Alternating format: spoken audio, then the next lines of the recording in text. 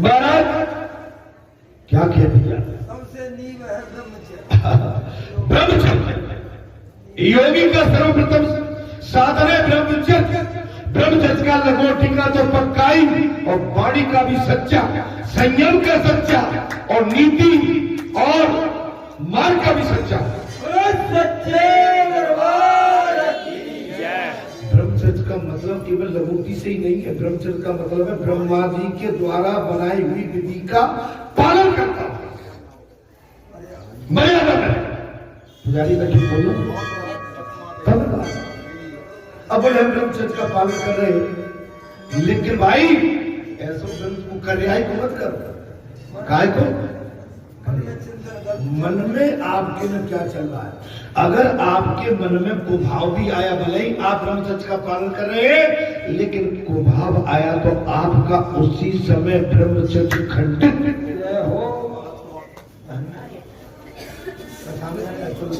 बहुत अच्छा बाबा। अरे वैसे हमारे मन समझावे कह रहे हैं, आज कोई जनवार में है नहीं तो करेगा कहाँ चले गए थे सब।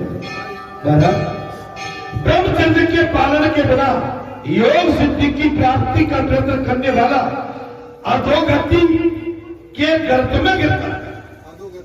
अब आ गया कोई बात जबरई से, ये आ गई। ब्रह्मचर्य के पालन के बिना योग सिद्धि की प्राप्ति प्रयत्न करने वाला अधोगति के गर्भ में मिलता है, गड्ढा में चला। कृष्ण कथा है कि ऐसी की वो जगत की अनायास ही बुला देते।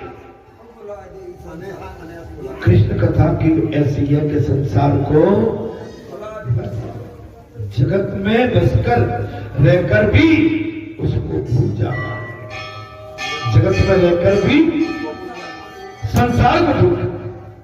वो भागवत ग्रंथ ऐसा कहते हैं कि 7 ही दिनों में मुक्ति दिला देता है। श्रीमद् भागवत ग्रंथ ऐसा ग्रंथ है, ऐ सुखदेव ने कहा राजन कि 7 दिन में मुक्ति दिलाता है। राजा परीक्षित इस ग्रंथ का श्रवण करके 7 ही दिनों में जगत को भूलकर कृष्ण में तन्मय हो गए।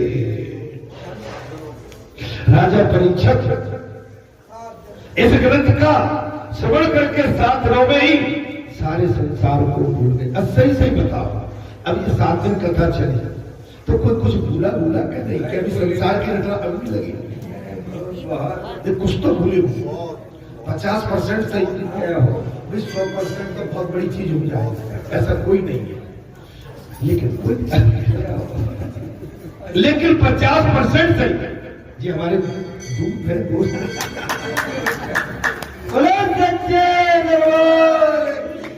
राजा परीक्षित इस ग्रंथ का श्रवण करके 7 ही दिन में जगत को बुलाकर कृष्ण ग्रंथ में तन्मय हो गए। बड़े बड़े ज्ञानी महात्माओं को भी ये आशंका थी कि राजा परीक्षित मात्र 7 दिन में मुक्ति कैसे पाएगा। बड़े बड़े ज्ञानी योगी साधक उनको ये था कि राजा परीक्षित 7 दिन में मुक्ति कैसे पाएगा। मात्र 7 ही दिनों में राजा के ज्ञान भक्ति वैराग्य की अधिवृत्ति करने के हेतु ही इस कृष्ण कथा का आयोजन किया गया था, क्योंकि कृष्ण कथा में तन्मयता होने पर ही उसे इच्छित मुक्ति मिल पाती है। ये कथा का आयोजन किसके लिए किया गया? भागवत कथा कब से चली है? भागवत कथा कब से चली है? राजा परीक्षित को सुना दे। जब राजा परीक्षित को अब साथ मिल गया कि 7 दिन के अंदर मृत्यु, महाराज और तक्षक सब तुम्हें 7 दिन के अंदर 7 दिन के अंदर मृत्यु, महाराज। और उसके लिए वक्ता कौन? सुखदेव। और श्रोता कौन? परीक्षित जैसा श्रोता और सुखदेव जैसा वक्ता ने इस संसार में हुआ है। इन जगत को भूलने के लिए तो योगी आंख मूंदकर प्रणाम करके करते हैं, किंतु इस जगत को भूल जाना सरल बात नहीं है। बड़े योगी सब जगत है भूल इस जगत को भूलना आसान नहीं है। सहज अभी 4 दिन घर में मत जाना, घर की दीवार और घर की खिड़की याद आने लगे।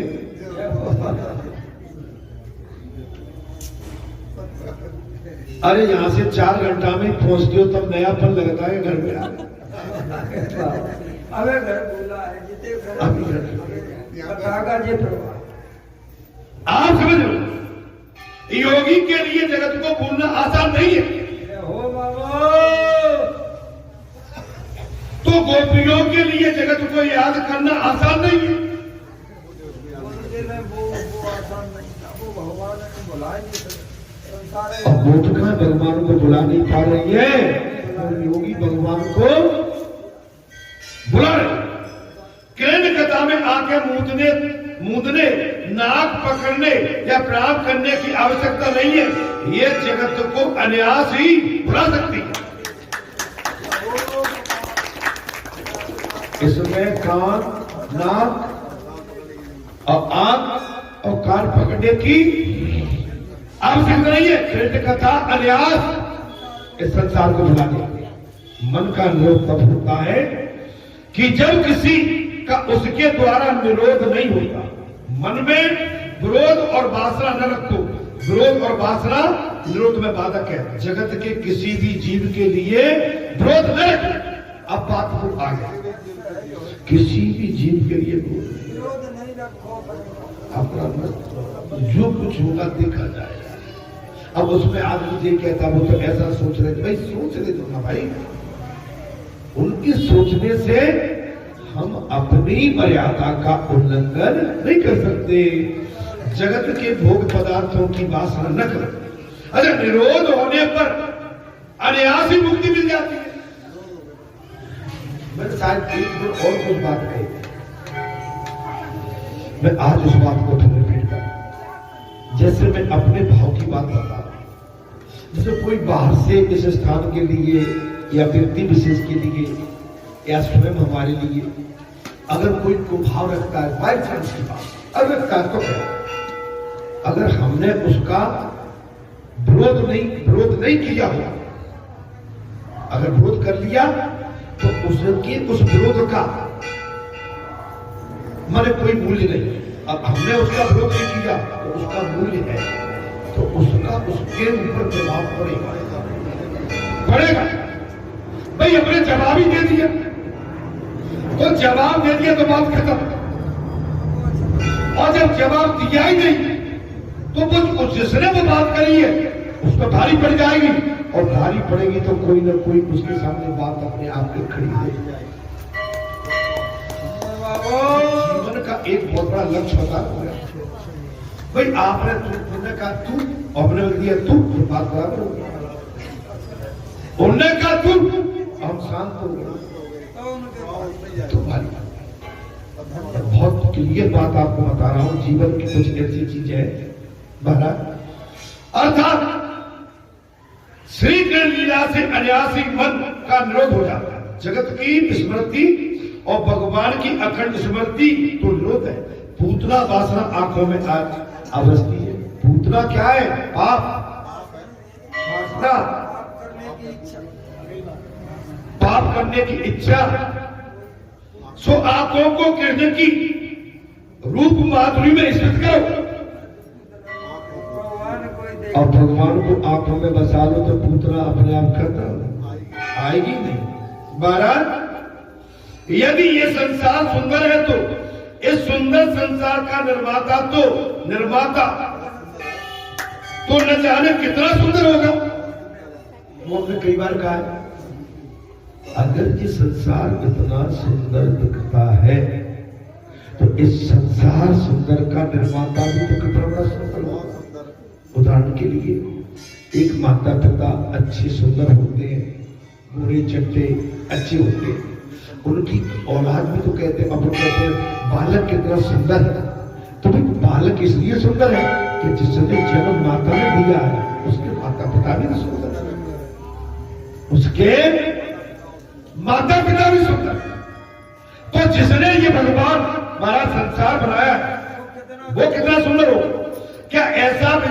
तुम्हारे मन में कभी आया? क्या तुम्हारे मन में ऐसा कभी विचार आया? मनुष्य सौंदर्य दर्शन के लिए कश्मीर जैसे दूर दूर के स्थानों पर घूमता रहता। मनुष्य सौंदर्यता के दर्शन करने के लिए कश्मीर जैसे स्थानों पर दूर दूर घूमता रहता है। अजी वहां क्यों जाते हो? सच्चा सौंदर्य तो आपके अंदर है। सौंदर्य तो जो आपके अंदर है वो ईश्वर में है और उसे देखने का प्रयत्न करो। असली सुंदरता तो भगवान में है और भगवान को देखने की कोशिश करो। तुम जो संसार की सुंदरता को देख के पागलों की तरह संसार के पीछे पड़े हुए हो, संसार उतना सुंदर नहीं है। इस संसार को जिसने बनाया वो कितना सुंदर हो। इस संसार को किसने बनाया वो कितना सुंदर। परमात्मा के किसी भी स्वरूप से तन्मय होने पर मुक्ति मिल जाती। आप भगवान के किसी भी स्वरूप से अपनी लगन लगा लो, आपकी मुक्ति। भागवत कथा का कहना ऐसा है कि ऐसा है ही नहीं। मात्र श्री कृष्ण स्वरूप में लीन हो जाओ। तुम चाहो जिस रूप में तन्मय हो जाओ। जागी रही भावना जैसी और प्रभु मूर्त देखी फिर कैसे? भगवान की हजारों स्वरूप है, असंख्य स्वरूप है। आप जिस भी स्वरूप को बना ले भगवान के, आप उसमें अपना तन्मय हो जाओ। ईश्वर के जिस रूप में तुम्हें श्रद्धा हो उसे अपना लो। आपको ईश्वर के किस स्वरूप में श्रद्धा विश्वास है आप उसे अपना लो। श्री परमात्मा का कोई भी रूप मुक्ति दाता है। भगवान का कोई भी रूप मुक्ति दाता है। अर्थात शंकराचार्य कहते हैं भगवान के किसी भी रूप में श्रद्धा पूर्वक तन्मय हो जाओ और उसकी अनन्य रूप से भक्ति करो। भगवान के नाम की भक्ति, भगवान के स्वरूप की भक्ति, भगवान के चरणों की पूजा ये करना पड़ेगा। किसी किसी रूप में संपूर्ण श्रद्धा हो महाराज उसकी अनन्य भक्ति करो। अनन्य भक्ति जैसे कल हम देख रहे थे अयोध्या में आज बहुत बड़ा पर्व हुआ है। अयोध्या में आज धर्म का झंडारोहण हो रहा है। आज 7,000 VIP पहुंच रहे हैं। वहां आपके देश का प्रधानमंत्री भी होगा और ठीक 1 बजे वो आज धर्म का ध्वजारोहण।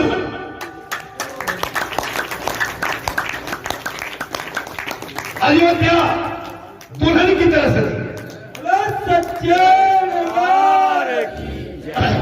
क्यों नहीं? उस राज्य का मुखिया कौन है? बाबा बाबा आदित्यनाथ योगी। और जहां योगी बेटा हो वहां तो भाई सनातन की जैसा काम कर रहा है। समझ मेरे भाई और अन्य रूपों को उसी अंश का मानकर उन्हें बंधित करो। सिया राम में सब जन जानी करोड़ प्रणाम जोर जोर पाल। ये समूचा संसार भगवान का स्वरूप है। संपूर्ण संसार को हर रोज बंधित करो, वंदना करो। इस मिट्टी की रज को अपने माथे पर धारण करो। अपने त्रिपुंड का इससे टीका लगा के इस त्रिपुंड को भी भारत माता की मिट्टी से सजा दो। इस प्रकार अन्य रूपों में असंख्य प्रेम रखने से भक्ति में राग द्वेष नहीं आई और वो अनंत भक्ति हो जाए। सदा की भक्ति एक दिन में नहीं सफल होती। आप समझिए आपका हमारा जीवन इतनी सीढ़ी चढ़ के आए माता के गर्भ में 9 महीने बालपन के 5 साल 6 साल के बाद प्राइमरी स्कूल,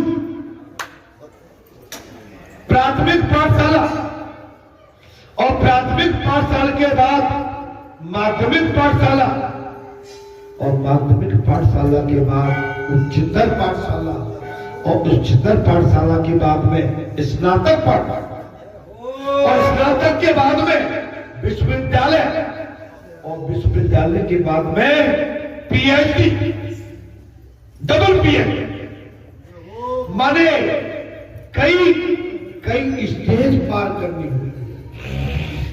लेकिन एक चीज जरूर कहूंगा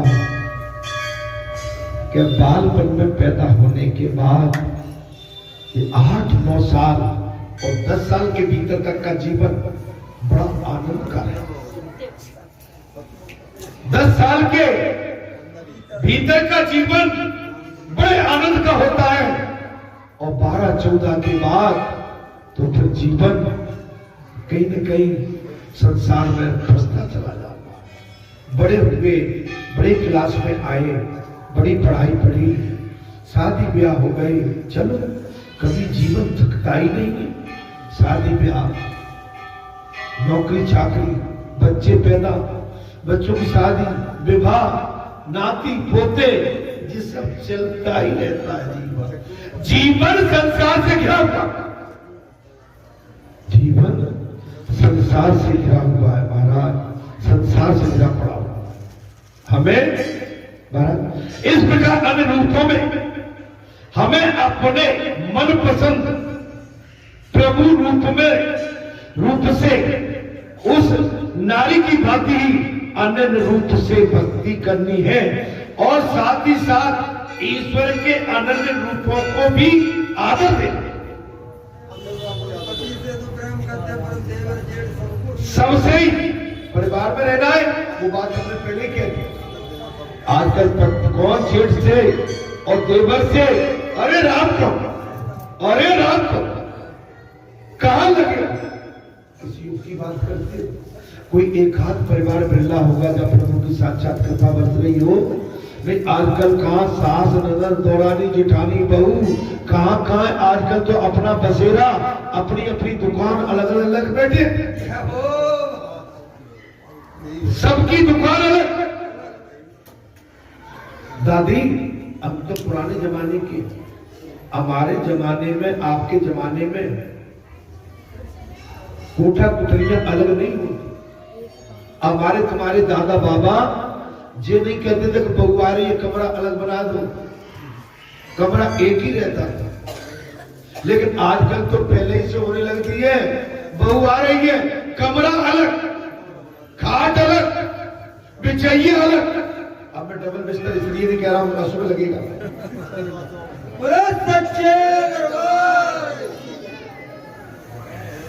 हम तुम तो जमाने के खाट एक उठैया वहां में अपना जीवन निकला है महाराज।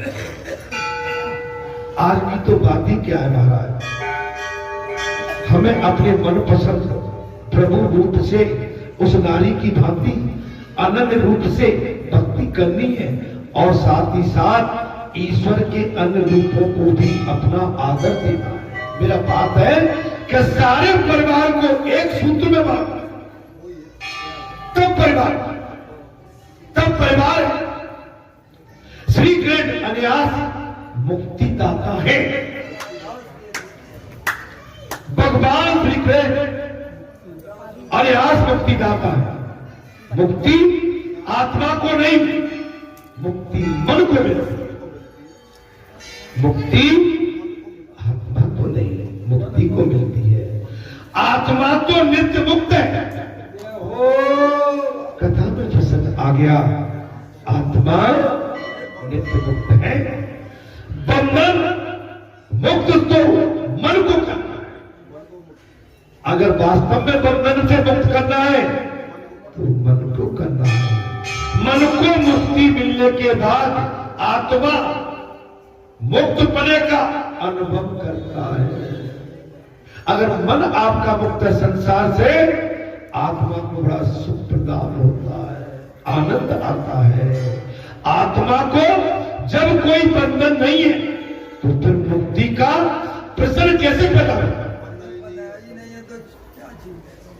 आत्मा को जब मुक्ति का कोई बंधन ही नहीं हो सकता है महाराज, तो प्रश्न कैसे पैदा हो सकता है?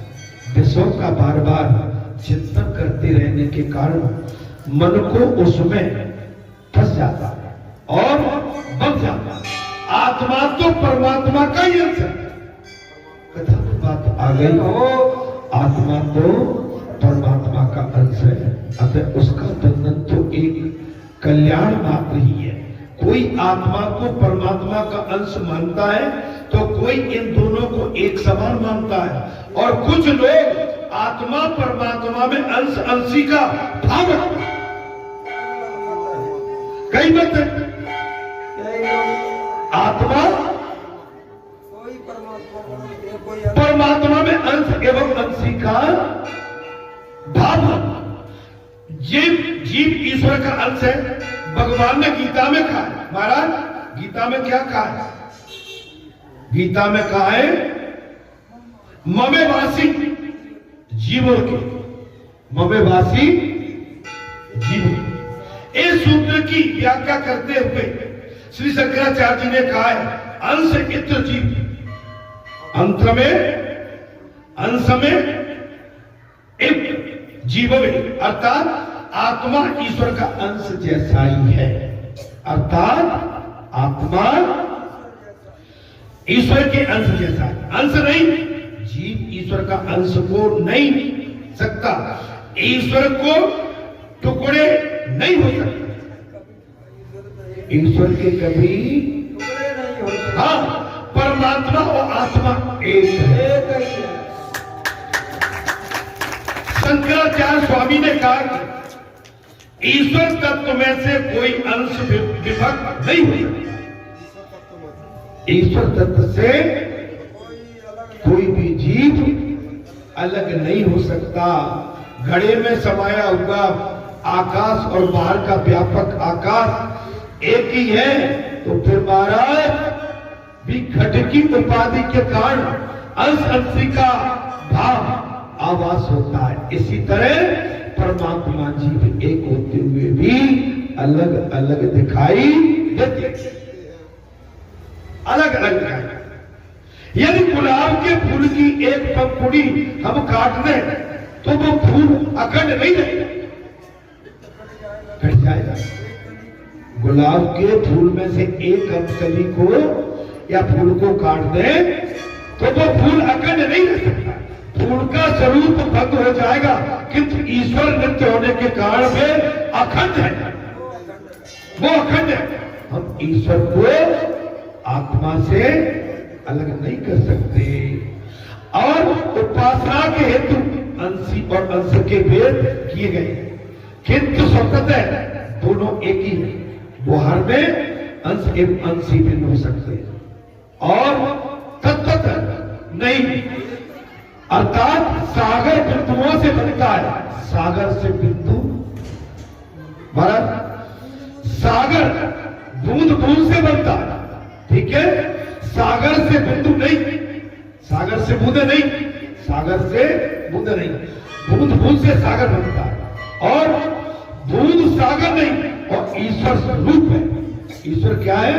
रूप है। रामाचार्य रामानुजाचार्य आदि संतों के अनुसार परमात्मा अंशी है, वो आत्मा अंशी। महाराज भक्त बल्लभाचार्य आदि आचार्यों का कहना है कि जीव अंश जैसा नहीं, अंश ही, जीव अंश जैसा नहीं, अंशी है, और ईश्वर अंशी है। भक्त पहले दैत्य का नाश करके अदैत्य की साधना करता है और फिर ईश्वर की सेवा करने के हेतु काल्पनिक दैत्य भाव रखता है। ये दोनों सिद्धांत सच्चे कहे जाते हैं। साधक को चाहिए कि इन सिद्धांतों को खंडन के पछड़े में न। यदि जीव ईश्वर का अंश है तो माया उसे कैसे बांध सकती है? अगर ईश्वर जीव अगर ईश्वर का अंश है तो माया कैसे बांध पाती? माया न तो सत्य है न असत्य है, माया न सत्य है न असत्य। जब तक हम सपने से जागे नहीं तब तक सत्य होता। सपना कैसा लगता है? तो असत्य है। और जगने के बाद सपना असत्य हो जाता है। ठीक इसी प्रकार जब हम माया से आवृत होते हैं तब तक सत्य होता है। माया जीव को भरमा सकती है, भुला देगी। माया क्या करेगी? जीव को भरमा देती है, रुला नहीं सकती। भरमा तो देती है, रुला नहीं सकती। जीव आत्मा का कोई भी बंधन नहीं होता। वो मुक्ति मन को ही बंधन है। मन के बंधन का अज्ञान के कारण आत्मा मान लेती है। महाराज लोग कहते हैं मेरा मन बिगड़ा, मेरा मन खराब है, मेरा मन फंस गया। कोई ऐसा नहीं कहता कि मैं बिगड़ गया। किसी मनुष्य ने ये क्या गए मैं बिगड़ गया, मन बिगड़ा। क्या कहते मेरा आज मन खराब हो गया, मेरा मन बिगड़ गया। और कोई ये नहीं कहता है महाराज कि मैं कुछ बिगड़ गया। किसी ने कहा दोष किसको देता है? मेरी बुद्धि खराब, मेरा मन खराब। लेकिन आज तक किसी ने ये नहीं कहा कि मैं खराब, मैं बिगड़ा, मेरी आत्मा भ्रष्ट हो गई। जोर कहता है, जबकि आत्मा कभी भ्रष्ट नहीं होती। और कह देगा मेरी आत्मा भ्रष्ट हो गई। आत्मा तो मन का दृष्टा है, आत्मा तो मन को देख रही है। मन की कोई स्वतंत्र सत्ता नहीं, मन की कोई स्वतंत्र सत्ता। आत्मा के आदेशानुसार उसे काम करना पड़ता है। मन नपुंसक है। मन कैसा है? नपुंसक है। विषय में फंसकर सुखी दुखी होता है, किंतु आत्मा आरोप अपने पर करता है। महाराज आत्मा आरोप अपने पर करता है, जो भी आत्मा आरोप। तुलसीदास बाबा ने एक दृष्टांत दिया है। बानरों को पकड़ने के लिए शिकारी ने एक युक्ति की है। वन में जिस वृक्ष पर बानर हो उसके नीचे एक छोटे से गुब्बारा घड़े में गुब्बारा चने भर के रख देता। चने भर के, जिस पेड़ पर बंदर रहते थे उसके नीचे एक घड़े में चने भर के रख देता। बानर अपने दोनों हाथों से चने निकालने के लिए प्रयत्न करते थे, किंतु मुट्ठी में चने होने के कारण हाथ घड़े से निकाल नहीं पाते थे।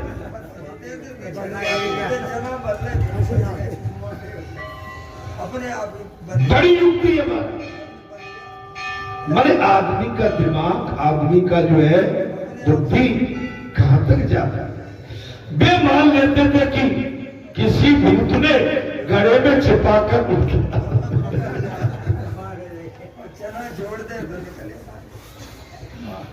अब चना छोड़ते हैं तो निकले आएंगे। और उनका उद्देश्य क्या था? चने को खाना, चने को पकड़ना। वास्तव में तो किसी भूत ने हाथ पकड़े ही नहीं। यदि मुट्ठी खोल देते तो हाथ बाहर निकल सकते थे। और संसार में भी एक ऐसा ही था,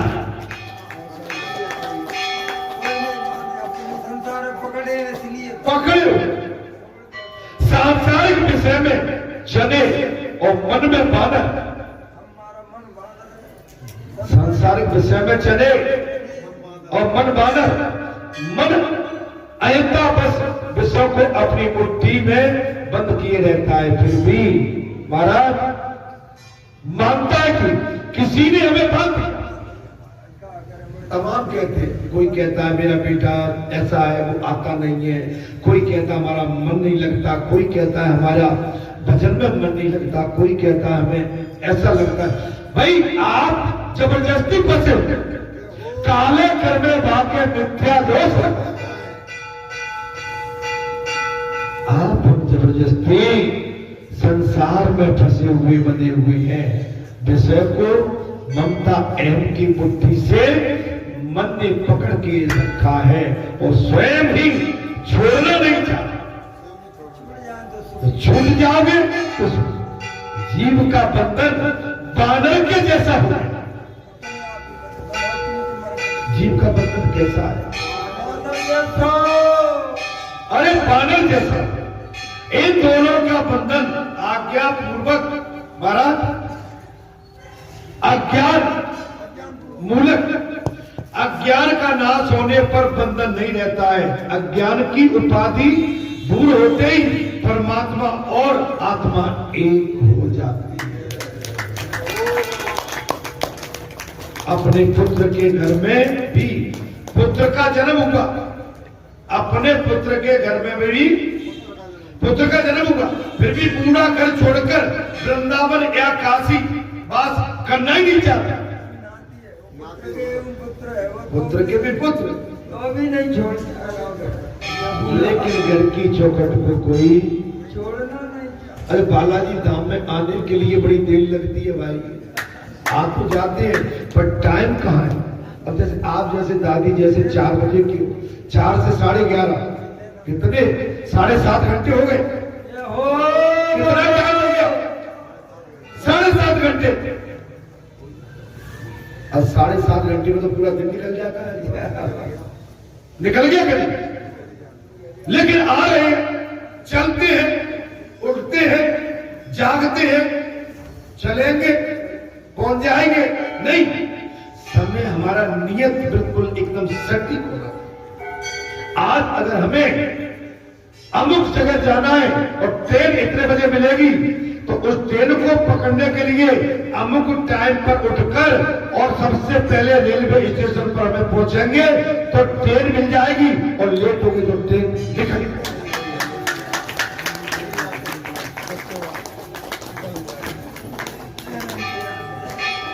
ट्रेन इंतजार नहीं करेगी। समय की गति बहुत फास्ट है, समय इंतजार नहीं करता। भीलन रूपी गुटका भी अर्जुन भी समय बड़ा बलवान है। दादियों हाँ भ्रष्ट बनाना चाहते हो, करे आपको दिक्कत है। हाँ हाँ कथा चलने की मैं क्या करूं? आज का कलाकार भी नहीं है कोई। बोलो सच्चिदानंद भगवान की जय। घूमने घामने जाना चाहे तो चले जाए, आपकी तरफ है ना, ठीक है। पहले तो वो कहता था कि अपने पुत्र के विवाह हो जाने के महाराज मैं गृहस्थी छोड़ दूं। हाँ क्या बात आई? मैं गृह त्याग दूं। अब वो कहता है कि मेरा छोटा पुत्र मुझे जाने ही नहीं देता। ये पुत्र मोह नाती मोह ये बड़ा खतरनाक होता है, समझ लो बात। इसमें जो फंसा है और फंस के रह गया। अभी हमारी दादी दादा भाई बंधु यहाँ से हमारे जो भी बेटा बेटी बहू बेटी जाएंगे और घर में जाके देखेंगे अच्छा अच्छा तो नाराज हो गया है, मुझे देर हो गई आने में। अच्छा अच्छा नाराज हो रहा है? नहीं मैं नहीं जाऊंगी, तुझे छोड़ के नहीं जाऊंगी। वही होगा मैंने सबके साथ नहीं, लेकिन घर में जाके हम बच्चों में फिर घुल मिल जाते और बच्चों के साथ लाड़ दुलार करना भी चाहिए। लेकिन हम घर को घर माने, घर को सब कुछ न माने, घर को केवल घर माने, लेकिन घर को हम सब कुछ न मान ले, नहीं तो महाराज गड़बड़ हो जाएगी। वास्तव में तो किसी आप इस ईश्वर देखिए वो कहता है कि मेरा छोटा पुत्र मुझे जाने नहीं देता है। काशी वृंदावन में सेवा चाकरी भी कौन करेगा भाई? सेवा करना पड़ती है, आश्रम में सेवा करना पड़ती है। दादी अभी कथा में कितनी भीड़ थी है ना, आज भी भीड़ है, लेकिन ये भीड़ हम तो जहाँ रोज के बासिंदा। कैसे बासिंदा है? न तुमको और न हमको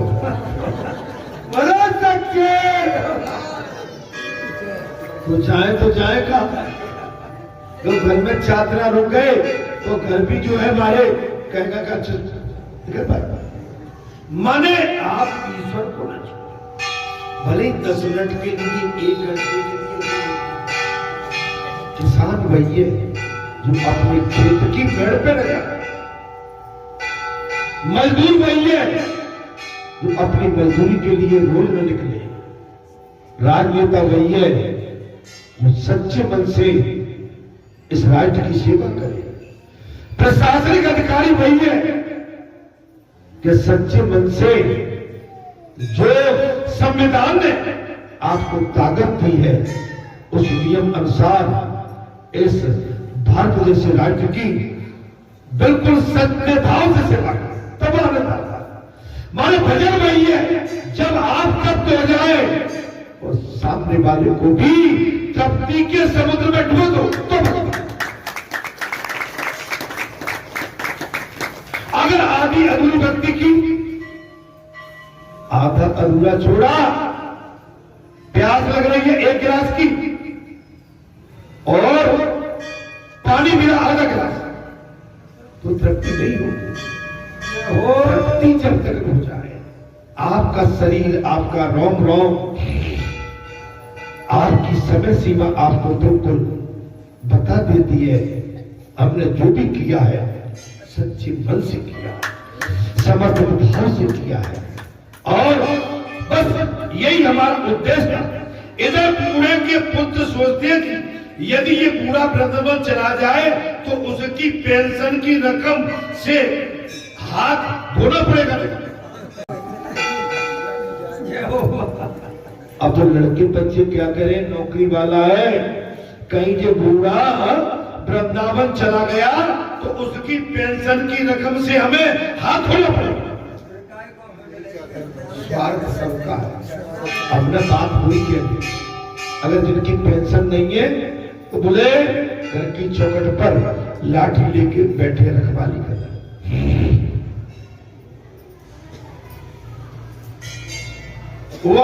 वो सारी रकम साधु शब्दों को लुटा देगा। बड़ी चिंता है। बूढ़े बाबा ने कहा था मैं रिटायर हो जाऊंगा, बच्चे कमाने खाने लायक हो जाएंगे, मैं घर त्याग कर वृंदावन चला जाऊंगा, लेकिन पुत्र वो में जाता नहीं है। और घर वालों को चिंता है कि ये वृंदावन चला गया, काशी चला गया तो इसकी पेंशन यहां से चली जाएगी और ये साधु संतों को लुटा देगा। यदि वहां घर में ही वो रहे तो रकम घर के काम में खर्च होती है।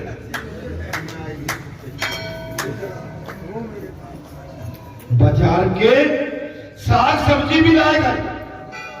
अब बात आ गई, जहां रहेगा बाजार से साग सब्जी भी लाएगा, हमारे बच्चों की देखभाल भी